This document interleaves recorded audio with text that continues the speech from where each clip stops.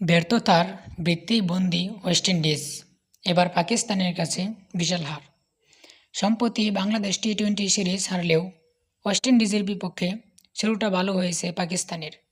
শাহিন শাহ আফ্রিদি এবং হারিস রৌফের ম্যাচের ফেরার ম্যাচে ওয়েস্ট ইন্ডিজকে 14 রানে হারিয়েছে পাকিস্তান।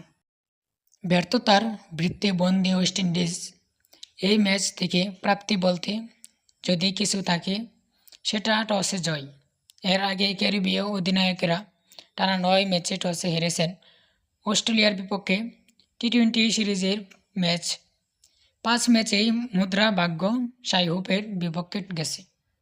সব ম্যাচেই তার দলকে আগে ব্যাটিংয়ে পাঠানো অস্ট্রেলিয়া অধিনায়ক মিচেল মার্শ। অবশেষে শাই হোপ আজ টসে জিতে পাকিস্তানের বিপক্ষে ব্যাটিংয়ে পাঠান। তবে তার সিদ্ধান্তকে সঠিক প্রমাণ করতে পারেননি বোলাররা। পাওয়ার প্লেতে শুধু সাহেবজাদা ফারহানকে এলবিডব্লিউ ফাঁদে ফেলতে পারেন শামার জোসেফ। এরপর অভিজ্ঞ ফখর জামানের সঙ্গে 51 বলে 81 রানের জুটি করেন আরেক ওপেনার সাইম আইয়ুব। শেষ দিকে ফাহিম আশরাফ ও মোহাম্মদ হারিসের ক্যামিওতে ওয়েস্ট ইন্ডিজের মাটিতেই চ্যালেঞ্জিং লক্ষ্য ছুড়ে দেয় পাকিস্তান। প্রতিপক্ষ বদলালো, ভেন্যু বদলালো দেশও, কিন্তু ভাগ্য বদলালো না। সম্প্রতি নিজেদের মাঠে অস্ট্রেলিয়ার কাছে টেস্ট ও টি-20 মিলিয়ে টানা 8 ম্যাচ হেরে ওয়েস্ট ইন্ডিজের এবার যুক্তরাষ্ট্রেও হারল পাকিস্তানের কাছে।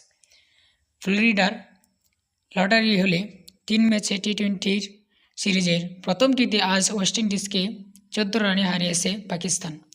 সেন্ট্রাল ফরওয়ার্ড রিজিওনাল পার্ক স্টেডিয়ামে টস হেরে আগে ব্যাটিংয়ে নেমে 6 উইকেটে 178 রান সংগ্রহ করেছিল আগা সালমিনের দল।